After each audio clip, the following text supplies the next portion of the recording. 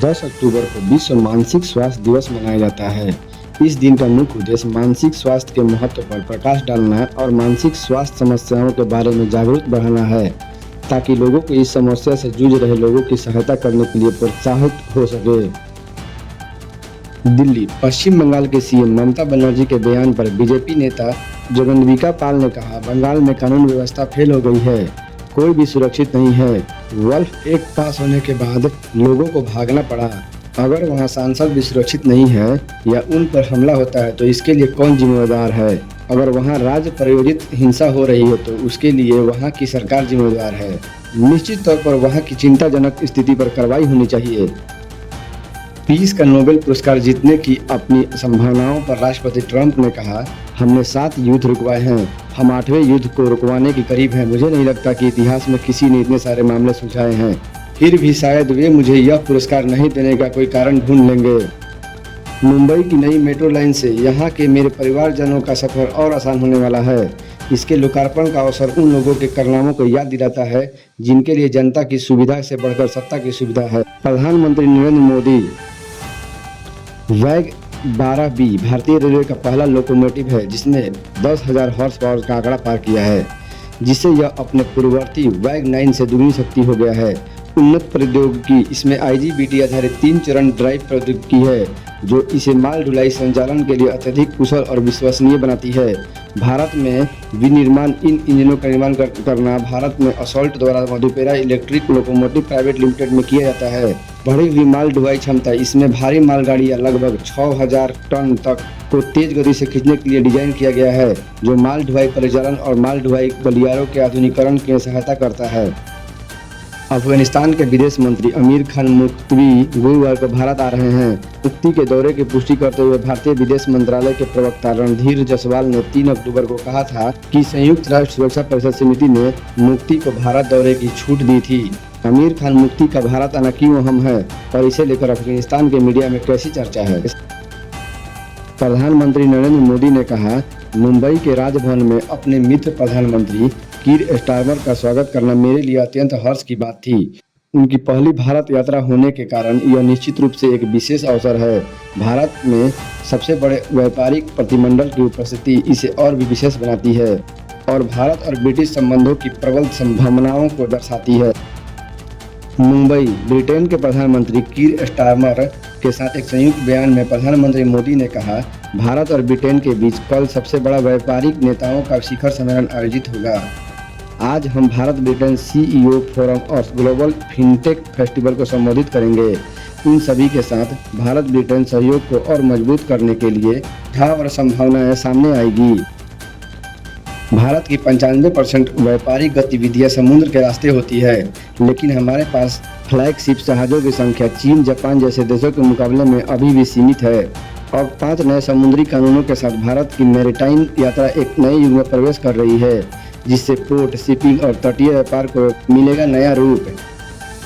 Lucknow Samajwadi party के अध्यक्ष और उत्तर प्रदेश के पूर्व मुख्यमंत्री अखिलेश यादव ने कहा, आज के राजनीतिक परिदृश्य में हमें PDA को मजबूत करने के लिए एक साथ आना चाहिए, जो पिछड़ा, दलित और अल्पसंख्यक के लिए है, ताकि उत्तर प्रदेश में सरकार बनाई जा सके। अगर हम इसी गति से आगे बढ़ते रहे तो हम आगामी चुनावों में उत्तर प्रदेश में सरकार बनाएंगे। समाजवादी पार्टी हमेशा दलितों और अन्य पिछड़े वर्गों की बेहतरी के लिए काम करती रही है। मुंबई ब्रिटेन के प्रधानमंत्री कीर स्टारमर ने कहा, मैं इस खबर का पुरजोर स्वागत करता हूं कि गाजा में शांति योजना से पहले चरण पर समझौता हो गया है। यह अत्यंत राहत का क्षण है। इस समझौते को अब बिना किसी देरी के पूर्ण रूप से लागू किया जाना चाहिए और इसके साथ ही गाजा को जीवन रक्षक मानवीय सहायता पर लगे सभी प्रतिबंध तुरंत हटाए जाने चाहिए। ब्रिटेन इन महत्वपूर्ण तत्कालिक कदमों और शांति योजनाओं के पूर्ण कार्यान्वयन को सुनिश्चित करने के लिए वार्ता के अगले चरण का समर्थन करेगा। भारत एक वैश्विक शक्ति है। हम चाहते हैं कि संयुक्त राष्ट्र सुरक्षा परिषद में अपना उचित स्थान प्राप्त करे। राष्ट्रपति डोनाल्ड ट्रंप ने घोषणा की है कि गाजा में इजराइल और हमास ने शांति समझौते के पहले चरण पर हस्ताक्षर कर दिए हैं। सभी बंधकों को बहुत जल्द रिहा किया जाएगा और इजरायली अपनी सेनाओं को वापस बुला लेगा। यह अरब और मुस्लिम दुनिया, इजराइल, आसपास के सभी देशों और संयुक्त राज्य अमेरिका के लिए एक ऐतिहासिक दिन है। बिहार विधानसभा चुनाव 2025 को लेकर प्रशांत किशोर की पार्टी जन सुराज ने आज अपनी पहली लिस्ट जारी कर दी है। लिस्ट में 51 प्रत्याशियों के नाम हैं। प्रशांत किशोर खुद चुनाव नहीं लड़ेंगे, बल्कि वे चुनाव रणनीति तैयार करेंगे। ब्रिटेन के प्रधानमंत्री कीर स्टारमर भारत की 2 दिवसीय यात्रा पर हैं। पीएम मोदी और स्टारमर ने मुलाकात की, जिसके बाद एक संयुक्त बयान जारी किया गया। पीएम मोदी ने कहा कि भारत और ब्रिटेन स्वाभाविक साझेदार है। उनकी साझेदारी वैश्विक स्थिरता के लिए महत्वपूर्ण है। उन्होंने व्यापार समझौते से होने वाले लाभों पर भी प्रकाश डाला और आपसी सहयोग को और मजबूत करने की बात कही। बिहार में चुनाव से पहले तेजस्वी यादव ने बड़ा ऐलान किया है। उन्होंने वादा किया है कि अगर उनकी सरकार बनती है तो हर घर में एक सरकारी नौकरी दी जाएगी। तेजस्वी ने युवाओं को रोजगार देने की बात कही और बेरोजगारी को दूर करने का वादा किया। इस घोषणा से बिहार की राजनीति में हलचल है। बिहार की राजनीति में मैथिली के प्रवेश से भाजपा खेमे में हलचल है। वे पटना से दिल्ली तक संपर्क स्थापित कर रहे हैं, जिससे राजनीतिक माहौल में गर्माहट आ गई है। भाजपा के नेता इस घटनाक्रम पर बारीकी से नजर रख रहे हैं और पार्टी में बेचैनी का माहौल है। गुजरात के गांधीनगर में गरबा के दौरान पथराव करने वाले के खिलाफ प्रशासन ने सख्त कार्रवाई की है। बहियाल गांव में 190 अवैध दुकानों पर बुलडोजर चलाया गया है। यह कार्रवाई एक सोशल मीडिया पोस्ट पर टिप्पणी के बाद हुई, जिसके चलते मुस्लिम युवकों ने तोड़फोड़ और आगजनी की थी। त्रिपुरा में आदिवासी छात्रों के लिए खुला नया एकलव्य स्कूल। सीएम मानिक साहा ने किया उद्घाटन। त्रिपुरा के मुख्यमंत्री मानिक साहा ने जम्पू इजाला में नए एकलव्य मॉडल आवासीय विद्यालय का उद्घाटन किया। इस स्कूल का निर्माण 29 करोड़ रुपए की लागत से किया गया है और यह 480 आदिवासी छात्रों को शिक्षा प्रदान करेगा। सीएम ने कहा कि एकलव्य स्कूल आदिवासी छात्रों को गुणवत्तापूर्ण शिक्षा देने के साथ साथ उनकी संस्कृति और परंपराओं को भी संरक्षित करेगी। राज्यों में 21 एकलव्य स्कूलों की योजना 12 पहले ही संचालित है। त्रिपुरा में 21 एकलव्य स्कूलों के स्थापित किए जा रहे हैं, जिसमें 12 स्कूल पहले से ही शुरू हो चुके हैं। इन स्कूलों में फिलहाल 5000 आदिवासी छात्र निःशुल्क शिक्षा प्राप्त कर रहे हैं। जब सभी स्कूल पूरी तरह से चालू हो जाएगी तो 10,000 से अधिक आदिवासी छात्रों को लाभ मिलेगा। सरकार ने आदिवासी छात्रों को बेहतर शिक्षा के लिए 29 नए छात्रावास भी बनाए हैं। सामाजिक आकांक्षण से स्कूलों में हो रहा सकारात्मक बदलाव। मुख्यमंत्री शिक्षा गुणवत्ता अभियान के तहत बासना क्षेत्र के स्कूलों में सामाजिक आकांक्षण का कार्य तेजी से चल रहा है। सोशल मीडिया ऑडिट टीम ने शासकीय प्राथमिक शाला बोएडी में आकलन किया, जिसमें विद्यालय की शैक्षणिक स्थिति और बुनियादी सुविधाओं का व्यापक मूल्यांकन किया गया। सामाजिक आकांक्षण से मिल रहे बेहतर निगरानी संकुल केंद्र पिरदा और पिरदा ए के विभिन्न विद्यालयों में चल रहे इस अभियान का मुख्य उद्देश्य शिक्षा व्यवस्था में सुधार लाना और स्कूलों का कायाकल्प करना है। सोशल मीडिया ऑडिट टीम द्वारा की जा रही इस आकलन से स्कूलों की वास्तविक स्थिति सामने आ रही है और समय रहते सुधारात्मक कदम उठाए जा सकेंगे।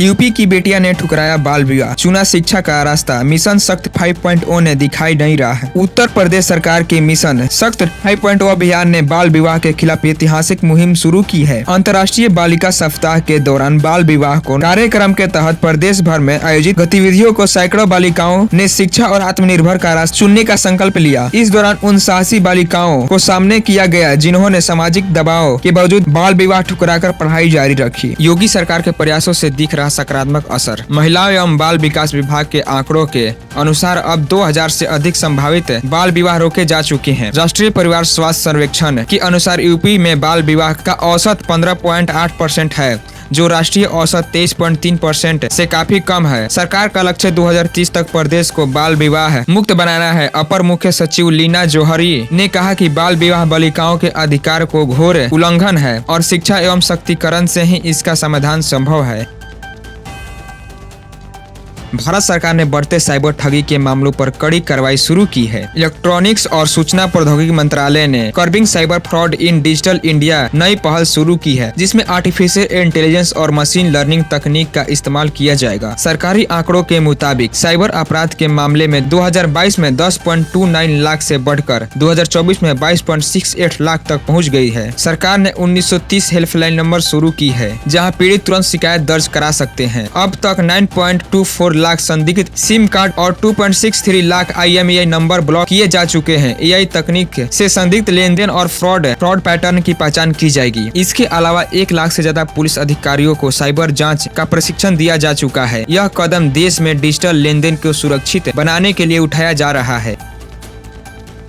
टिकट कटने पर रोती आरजेडी नेता सीमा कुशवाहा का 5 साल पुराना वीडियो अभी क्या बताकर हो रहा शेयर। बिहार की आरजेडी नेता सीमा कुशवाहा का एक वीडियो सोशल मीडिया पर वायरल हो रहा है, जिसमें वह टिकट न मिलने पर रोती हुई दिखाई दे रही है। कुछ यूजर्स दावा करते हैं कि यह वीडियो हाल ही का है और मौजूदा विधानसभा चुनाव में टिकट न मिलने की वजह से रो रही है। हालांकि फैक्ट चेक की जाँच में पता चला है कि यह वीडियो साल 2020 का है, जब सीमा कुशवाहा ने तत्कालीन राष्ट्रीय लोक सेवा पार्टी RLSP से टिकट न मिलने पर यह वीडियो बनाया था। जांच में पाया गया है कि वायरल वीडियो के की फ्रेम्स को रिवर्स सर्च इंजन पर 2020 की गई रिपोर्ट सामने आई है। न्यूज 4 नेशन और ETV की 6 अक्टूबर 2020 की रिपोर्ट्स में इसी वीडियो को दिखाया गया था, जब सीमा कुशवाहा ने RLSP से इस्तीफा दे दिया था। उस समय उन्होंने आरोप लगाया था कि उपेंद्र कुशवाहा मेरा टिकट बेचकर 4-5 मॉल बनवा ले। सीमा कुशवाहा ने RLSP के बाद VIP पार्टी फिर RJD ज्वाइन की थी। साफ है कि पुराना वीडियो अभी का बताकर गलत तरीकों से शेयर किया जा रहा है। बिहार चुनाव में AI और फेक कंटेंट पर चुनाव आयोग का सख्त रुख है। बिहार विधानसभा चुनाव के मद्देनजर चुनाव आयोग ने AI और डिजिटल सामग्री के इस्तेमाल को लेकर सख्त दिशा निर्देश जारी किए हैं। आयोग ने स्पष्ट किया है कि कोई भी पार्टी या उम्मीदवार AI जनित फेक वीडियो, ऑडियो या डिजिटल सामग्री का प्रचार में इस्तेमाल नहीं कर सकते हैं। साथ ही AI से तैयार किसी भी कंटेंट को AI जनरेटर लेबल करना अनिवार्य किया गया है। चुनाव आयोग के प्रमुख निर्देश में शामिल है कि सोशल मीडिया और ऑनलाइन प्रचार पर कड़ी निगरानी, आलोचना केवल नीतियों तक सीमित रखना और झूठे आरोप के प्रसार पर पाबंदी। आयोग ने चेतावनी दी है कि नियमों के उल्लंघन पर तुरंत कार्रवाई की जाएगी। यह कदम चुनावी प्रक्रिया को पारदर्शी बनाए रखने के लिए उठाया गया है। मौसम में बदलाव हो रहा है। उत्तर भारत समेत कई राज्यों में बारिश की तीव्रता भी अब धीरे धीरे कम हो रही है। न्यूनतम तापमान में गिरावट अपनी सुर में हो गई है। हालांकि मौसम विभाग का अनुमान है कि दक्षिण पूर्वी भारत समेत कई हिस्सों में अभी बारिश का दौर जारी रह सकता है। मौसम का मिजाज कैसा रहेगा, कहाँ होगी बारिश, देखते हैं। उत्तर प्रदेश में बारिश और तेज हवाओं का दौर थम गया है। आने वाले दिनों में प्रदेश के बारिश की संभावना नहीं है। ऐसे में तापमान की बढ़ोतरी होना संभावित है, जिससे लोगों को फिर से भीषण गर्मी और उमस का सामना करना पड़ सकता है। बिहार में अगले 2-3 दिनों तक मौसम सामान्य रहने की उम्मीद है। कुछ जिलों में हल्की बारिश या बूंदाबूंदी की संभावना है। उत्तरी बिहार के सीतामढ़ी, मधुबनी और अररिया जैसे इलाकों में बादल छाए रह सकते हैं। अधिकतम तापमान 30 से 32 डिग्री सेल्सियस और न्यूनतम तापमान 22 से 24 डिग्री सेल्सियस के बीच रहने का अनुमान है। हिमाचल प्रदेश में पिछले 24 घंटों में कई इलाकों में 7 से 20 सेंटीमीटर तक की भारी बारिश दर्ज की गई है। आने वाले 2 दिनों तक शिमला, सोलन, सिरमौर और बिलासपुर में हल्की से मध्यम बारिश जारी रह सकती है। ऊंचाई वाले क्षेत्रों में तापमान में गिरावट आएगी और रात में तापमान में 2 से 3 डिग्री की कमी दर्ज हो सकती है। राजस्थान में बारिश का दौर जारी है। पिछले 24 घंटों में 12 जिलों में बारिश की चेतावनी जारी की गई है। इसके बाद जयपुर, अलवर, जोधपुर, हिलावड़ और पाली समेत कुल 20 जिलों में बारिश का येलो अलर्ट जारी किया गया है। बदलते मौसम और देखते हुए दिल्ली वासियों ने गर्म कपड़े निकालने शुरू कर दिए हैं। आज के मौसम की बात करें तो मौसम विभाग ने दिल्ली में हल्की से मध्यम बारिश की संभावना जताई है। इससे तापमान और गिरावट आ सकता है और ठंड बढ़ सकती है। उत्तराखंड में पिछले कई दिनों में बर्फबारी शुरू है। हेमकुंड साहिब और बाबा केदारनाथ में बर्फ पड़ी है। वहीं बद्रीनाथ धाम के पीछे की पहाड़ी और गंगोत्री यमुनोत्री धाम की ऊंची चोटियों पर बर्फबारी हो रही है। कृषि मंत्री गणेश जोशी ने IT पार्क सशस्त्र स्थिति नाबार्ड कार्यालय में राष्ट्रीय कृषि और ग्रामीण विकास बैंक की ओर आयोजित 2 दिवसीय सेब महोत्सव 2.0 का शुभारंभ किया है। इस दौरान उन्होंने विभिन्न जनपदों से लोग स्टॉल अवलोकन कर किसानों को संवाद किए। प्रधानमंत्री धन ध्यान के तहत प्रयागराज जिला चयनित है। किसानों को पहुंचेगा लाभ। सपा नेताओं ने जताई खुशी की वजह। संसद सत्र के दौरा प्रयागराज में संसद। प्राकृतिक खेती के लिए 15 लाख किसान आगे आए हैं। 6 लाख हेक्टेयर में नेचुरल फार्मिंग हो रही है। AIF में 1,70,000 करोड़ के प्रोजेक्ट सिलेक्शन हुए हैं। 11 अक्टूबर को PM पूसा में किसान को संवाद करेंगे। सभी KVK और मंडियों से किसान ऑनलाइन जुड़ेंगे। दीपिका पादुकोण से विवादों का गहरा नाता जुड़ चुका है। कुछ महीने से एक्ट्रेस प्रभास की 2 बड़ी फिल्में स्प्लिट और कल्कि 2 से निकाले जाने को लेकर चर्चा में थी, लेकिन अब वो अपने एक वायरल वीडियो को लेकर ट्रोल के निशाने पर आई हुई है। इंस्टाग्राम पर एक वीडियो पोस्ट की थी जिसमें उन्होंने हिजाब पहना हुआ है। एक्ट्रेस के लुक को देखकर सोशल मीडिया यूजर 2 हिस्सों में बंट गए हैं। भोजपुरी स्टार पवन सिंह और उनकी पत्नी ज्योति सिंह के बीच पारिवारिक कलह चल रही है, जो दुनिया के सामने आ चुकी है। हाल ही में ज्योति सिंह लखनऊ पहुंचकर पवन सिंह से मुलाकात करने की कोशिश की थी और आरोप लगाया था कि एक्ट्रेस ने उनसे मुलाकात करने के लिए मना कर दिया है। ज्योति सिंह ने उन पर कई चौंकाने वाले आरोप लगाए हैं। रॉयल इनफील्ड ने फेस्टिव सीजन के मौके पर ग्राहकों के लिए अपनी मोटरसाइकिल को खरीदना आसान बनाने के लिए नया कदम उठाया है। दरअसल अब इस कंपनी की मोटरसाइकिल को ऑनलाइन खरीद पाएंगे। कंपनी ने अपनी ऑनलाइन रिटेल मौजूदगी को और मजबूत करने के लिए ई-कॉमर्स प्लेटफॉर्म अमेजॉन इंडिया के साथ हाथ मिलाया है। इस साझेदारी के बाद अब ग्राहक घर बैठे अपनी पसंदीदा रॉयल इनफील्ड 350 सीसी मोटरसाइकिल से खरीद पाएंगे। टेस्ला अपनी सबसे ज़्यादा बिकने वाली एसयूवी वाई का किफ़ायती वर्जन पेश करने की तैयारी में है। नई इलेक्ट्रिक कार की कीमत 25 लाख रुपए से कम हो सकती है। जानिए टेस्ला की नई रणनीति से कैसे बदल सकता है ईवी बाजार। गाजियाबाद के 11 बैंक शाखाओं में म्यूल खाते, करोड़ों का ट्रांजैक्शन। बैंक कर्मियों की मिली भगत से ऑनलाइन प्रक्रिया में गड़बड़ी कर ये खाते खोले गए थे, जिनका साइबर अपराधियों ने करोड़ों का फर्जी लेन देन में इस्तेमाल किया गया। भारतीय रिजर्व बैंक एक सहकारी बैंक को लेकर बड़ा फैसला लिया है। रिजर्व बैंक ने मंगलवार को कहा कि संतारा महाराष्ट्र के जीजामाता महिला सहकारी बैंक के लाइसेंस को रद्द कर दिया है। इसका कारण सहकारी बैंक के पास पर्याप्त पूंजी और संभावनाएं नहीं हैं। शेयर बाजार गुरुवार को हरे निशान पर बंद हुआ। 30 शेयरों वाला बीसीसीआई सेंसेक्स 398 अंक यानी कि 49% उछाल से 82,172 अंक पर बंद हुआ। वहीं 50 शेयरों वाला एनएसआई निफ्टी 135 अंक यानी कि 0.54% की बढ़त के साथ 25,181 पर बंद हुआ। कानपुर के कल्याणपुर क्रॉसिंग पर भाजपा नेता धीरेन्द्र सिंह सेंगर ने रेड सिग्नल पार करने आरोपी ने खुद को सांसद का भतीजा बताकर वर्दी उतारने की धमकी दी। घटना का वीडियो सोशल मीडिया पर वायरल। होमगार्ड का शिकायत पर मुकदमा दर्ज, पुलिस मामले की जांच में जुटी। भोजपुरी फिल्म अभिनेता और गायक पवन सिंह ने उनकी पत्नी के साथ विवाद पर कहा, हमारा मामला कोर्ट में 3 से 4 साल से चल रहा है। मार्केट में जो बात चल रही है उनसे हम क्या महसूस कर सकते हैं। आज ही अपनापन क्यों देखा? ये कौन सा अपनापन है? इसे हम राजनीति ही बोल सकते हैं कि मुझे परेशान करना है। पश्चिम बंगाल की मुख्यमंत्री ममता बनर्जी सिलीगुड़ी में घायल। भाजपा सांसद खगेन मुर्मू सोमवार को उत्तर बंगाल के बाढ़ और भूस्खलन प्रभावित नागरा काटा क्षेत्र में राहत कार्य के दौरान हमला किए जाने के बाद घायल हुए थे। ममता ने उनके स्वास्थ्य की जानकारी ली और राज्य सरकार की ओर से हर संभव मदद की आश्वासन दिया। वायरल चेक पर स्पेलिंग मिस्टेक होने के कारण मास्टर जी पर कार्रवाई हुई, लेकिन उन्हें सस्पेंड करने के लिए जो सरकारी ऑर्डर जारी हुआ था उसमें भी कई सारी स्पेलिंग मिस्टेक थी। मामला हिमाचल का है और हिमाचल को कुछ दिन पहले ही पूर्ण साक्षर राज्य का दर्जा मिला है। दिव्यगंत आईएएस अधिकारी श्री वाई पूरन जी के असामयिक निधन के पश्चात आज उनके आवास पर जाकर शोक प्रकट किया। परिजनों से मिलकर अपनी संवेदनाएं व्यक्त करते हुए उचित कार्रवाई का आश्वासन दिए। ईश्वर से प्रार्थना है कि इस कठिन समय में शोकाकुल परिजनों को शक्ति दे। ब्रिटेन की 9 यूनिवर्सिटी भारत में खुलेगी कैंपस। प्रधानमंत्री मोदी ने स्टार्मर से कई अहम मुद्दों पर की बात। प्रधानमंत्री मोदी ने कहा, प्रधानमंत्री स्टार्मर के साथ शिक्षा क्षेत्र के अब तक यह बहुत खुशी की बात है कि अब यूके की 9 यूनिवर्सिटी भारत में कैंपस खोलने जा रही है। साउथैम्पटन यूनिवर्सिटी के गुरुग्राम कैंपस की हाल ही में उद्घाटन हुआ है और छात्रों का पहला समूह प्रवेश भी ले चुका है। रिकॉर्ड हाई पर पहुंचने के बाद आज गोल्ड और सिल्वर के दाम में गिरावट देखी जा रही है। वहीं कल तक सोना और चांदी अपने रिकॉर्ड हाई पर कारोबार कर रहे। चांदी कल 1.5 लाख रुपए के पार पहुंच गई थी, तो वहीं गोल्ड का रेट 1,23,000 रुपए प्रति 10 ग्राम के पार पहुंच गया था। आज वायदा बाजार के लिए 337 रुपए कम होकर 1,22,872 रुपए प्रति 10 ग्राम पर कारोबार कर रहा है। वहीं 1 किलो चांदी की कीमत 875 रुपए कम होकर 1,48,980 रुपए पर कारोबार कर रही है। वृषभ राशि वालों के लिए आज शुक्र पंचम भाव में गोचर लाभदायक रहेगा, जिससे रचनात्मक प्रयासों में सफलता मिलेगी। मिथुन राशियों को आज विरोधियों और शत्रुओं से सतर्क रहने की सलाह दी गई है। तुला राशि वालों को नए अवसर और लाभकारी निर्णय मिल सकते हैं, लेकिन मानसिक तनाव के कारण सावधानी बरतें। सिंह राशि वालों को विशेष रूप से रियल एस्टेट से मुनाफा मिलने की संभावना है और वैवाहिक जीवन में प्रेम बढ़ेगा। कन्या, कर्क, तुल और वृश्चिक राशियों के लिए आज का दिन दीर्घ योग का अवसर दिख सकता है, यानी दोगुना लाभ होने की स्थिति।